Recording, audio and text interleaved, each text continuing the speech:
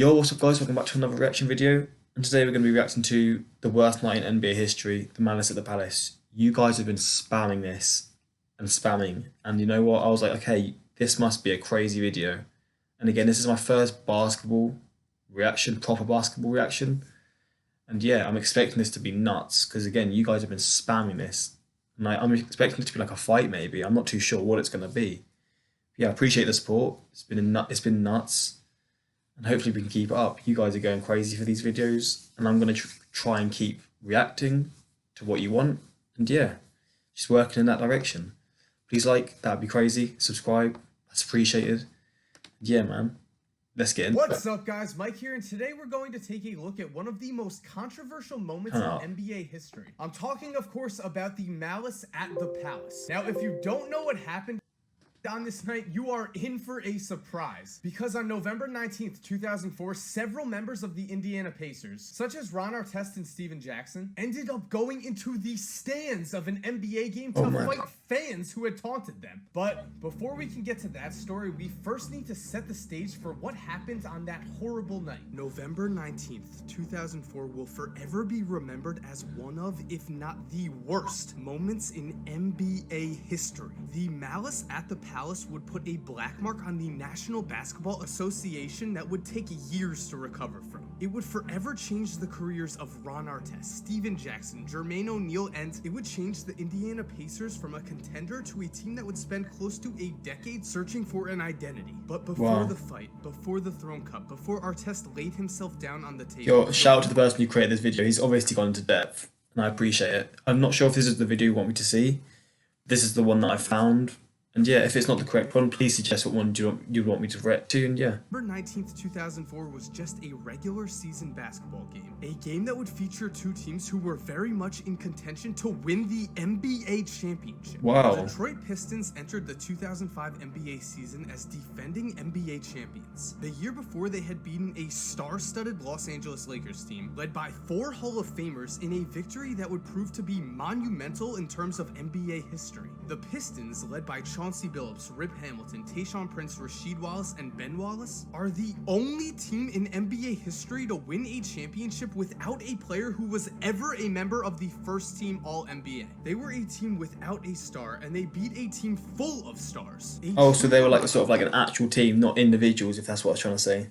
That's pretty cool. So they were like a harder working sort of basketball is just that, a team game. Organization. While everyone remembers the 2004 NBA championship win against the Lakers, I find it mad how they make it look so simple. 2004 Eastern Conference Finals against the Pacers. The Pacers, under coach Rick Carlisle, had finished the 2004... They make the throws look so simple. I know this isn't even the point of the video, but I'm going to have to react to some basketball plays soon, because it just looks...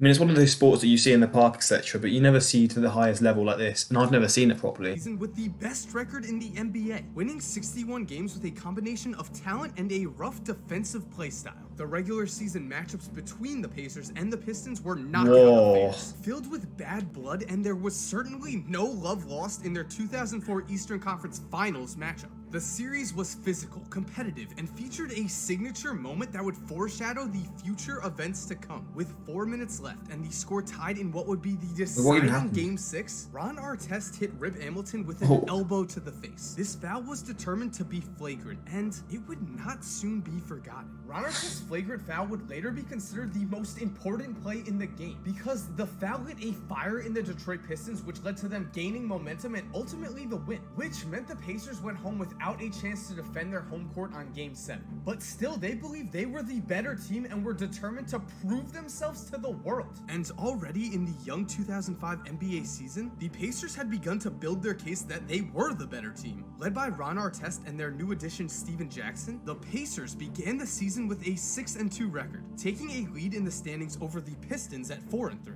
Artest in particular had begun to play at a superstar level. Already known as one of the best defenders in the league, Artest had also begun to significantly raise his offensive level of play. In the 2004 season, he averaged 18 points per game, was the defensive player of the year, was an all-star... I mean, also, I'm guessing it does show that they're not like the big stars, because I've never heard of any of these players. Like, obviously you hear about the players like LeBron James and players like that, but you don't, and like Steph Curry and all those players, but you don't really hear about I've never heard of these players, so it kind of just adds to the point. And they're not like big superstars, but they're like a big working team. And was named All-NBA third team. In his first 6 games of the 2005 season, Artest was averaging close to 25 points a game to go along with 6 rebounds, 3 assists, and the best defense in the league. This was going to be the season where he took the lead, where his name would rise into the discussion of the best players in the NBA. And then his temper got the best of him. Which brings us to November 19th, 2004, otherwise known as the Malice at the Palace. At the time, this just looked like another regular season marquee matchup between 2 premier teams. This game was on national television, it had star power, it had the defending champs playing a team that desperately wanted to beat them.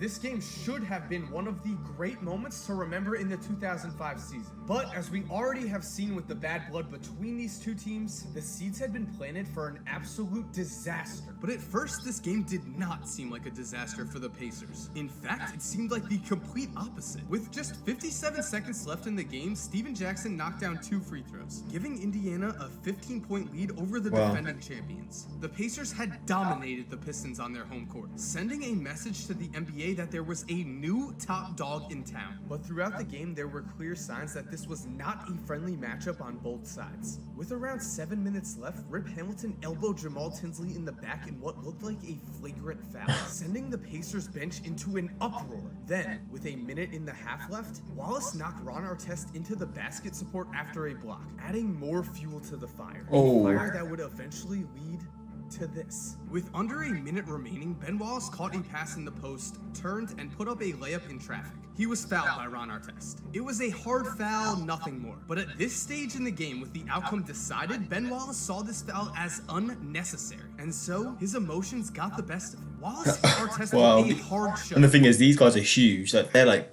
the biggest athletes. And this is going to go crazy. They're going to start fighting the fans. They're like 7 foot. Which immediately led to a near brawl.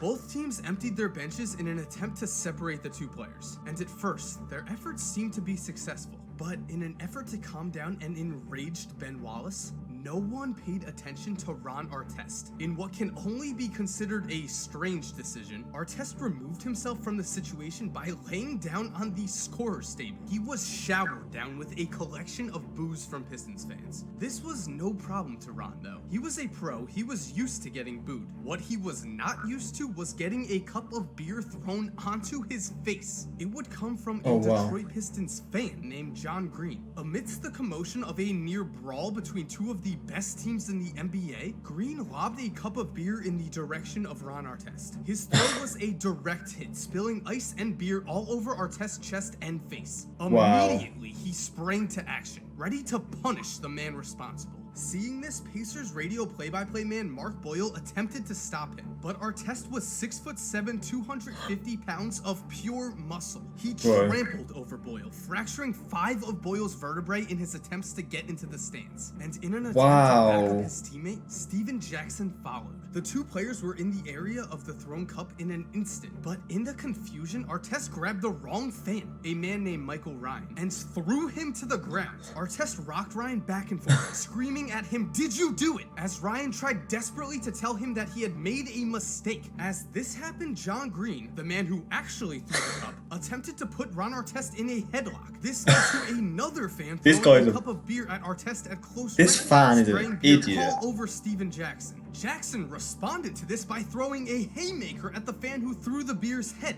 and then continued to try to punch him as several players, fans, and security tried to defuse the situation. What is going on? This mayhem unraveled to a live national television audience, with Bill Walton putting everyone's thoughts into words, saying simply, "This is a disgrace." Finally, this is mental.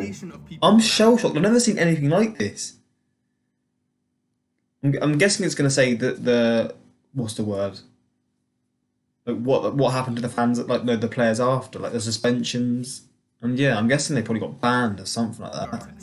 Leading him down to the court, and getting punched from someone who's not punched and trampled or whatever, who's 6'7", and I was saying this, they're huge. Basketball players are absolutely massive, and they're like muscular, they're athletic. Yo, you don't want to The mess with them. situation in the stands was clearly an issue. Things were no better on the actual court. It was so chaotic, in fact, that two Pistons fans made their way onto the court to approach Artest. AJ Shackelford and Charlie Haddad got in Artest's way as he was led to the Pacers locker room. Almost instantly, a screaming Shackelford was punched by Artest in the face.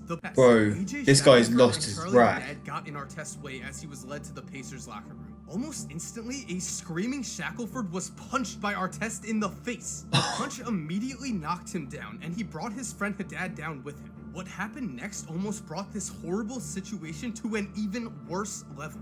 Walking near Artest, Jermaine O'Neal saw the two fans and decided to take action. Oh my O'Neal days. attempted to land a running knockout punch directly on Haddad's face, but Oh my god. and thank God he did, because if this punch had landed, it would have caused serious, potentially life-threatening damage. Luckily for everyone involved, his punch was off the mark, just glancing the side of Haddad's face. This would be the last of the Pacers players' despicable actions of the night, but they still had to be led into the locker room. As they were Yo, these guys, man, they're gonna weigh twice the amount of these fans. These punches, like, because there's obviously weight divisions in boxing. There's a reason for that. So you can't basically, because people who are the same height or the same weight can take the punches. But someone who's what, 7 inches taller, 30 kg, weighs less, like 30 kg less. Bro, one punch like that connects properly, you can kill them. Like you just said. The aftermath of this must have been insane. There probably was. There's probably like political stuff, because you know how like the news love to bring race into it. There was probably stuff like that as well, wasn't there? I'm guessing that the backlash in this was absolutely practically massive. carried into the tunnel, the Pistons fans continued to show no mercy to their enemies. Disgusted by the actions of the opposing team, the fans continued to rain down cups of beer on the Pacers players and staff, with Mike Breen saying, "What a disgraceful sign by the Pistons fans here." It was clear that this was a dangerous situation for all involved, with Rick Carlisle later saying, "I felt like I was fighting for my life out there." Finally, things calmed down, and the players made it into the locker room without further incident. But it was clear that several players' reprehensible actions needed to be dealt with, and the aftermath of the Malice at the Palace would alter the course of NBA history forever. The very next day, David Stern released a statement saying, "The events at last night's game were shocking, repulsive, and inexcusable." He would go on to promise an investigation and made it clear that the punishments would be severe, and they were. Ron Artest was suspended for the remainder of the NBA season without pay. He would take the biggest financial hit of all involved, losing over $5 million.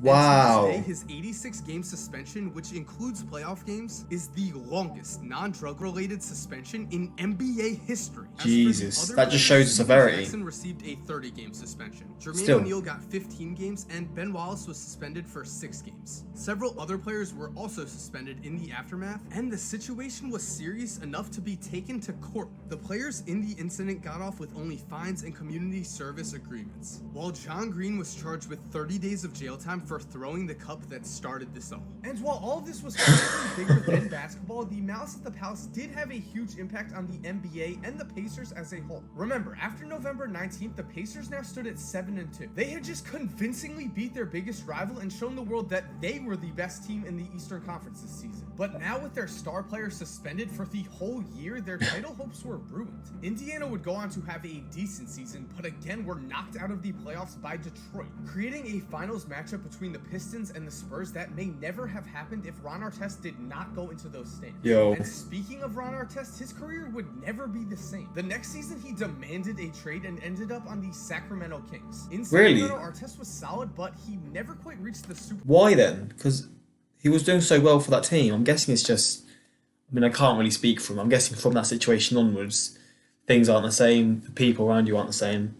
That's kind of shocking, though. Level that it looked like he was headed for in Indiana, which raises a great NBA what if. How good would Ron Artest have been if he could just control his temper? And as for the Pacers, the loss of Artest led to a severe drop of talent in their overall franchise. Their team had lost not only their best player, but their heart and their soul, and it showed, as Indiana would not become a serious championship contender again until 2013. And thank you for watching, guys. I hope you liked this video on the Malice at the Palace. To all my current subscribers, I just want want to say thank you. Thank you for supporting me. Thank you for watching my videos. Thank you for everything. And if you haven't subscribed and you like the NBA, I make videos like this. I do what if videos. I do. Tell you what, I probably will subscribe to him because he's going to have some absolute banging videos that I can react to and just learn from. Maybe not even react to, just watching my own time and learn about the sports. This was a really sick video. And also, I do like every video before, after I watch them. I just don't do it in the video. Yeah, man, this was crazy. I've never seen a sporting event like that ever. I wasn't really speaking much because I was just shell-shocked. I was kind of confused with what was happening. But mad. That's one of the craziest events I've seen in sports, man. And at a high level like that, the reaction must have been insane. But yeah, now I know why you guys were suggesting this. Because, wow, this was nuts. I hope you guys enjoyed the reaction. If there's any other stories like this kind of things, I'd love to react to them if you want to suggest them down below. But yeah, I hope you guys enjoyed. Please like, subscribe, and peace.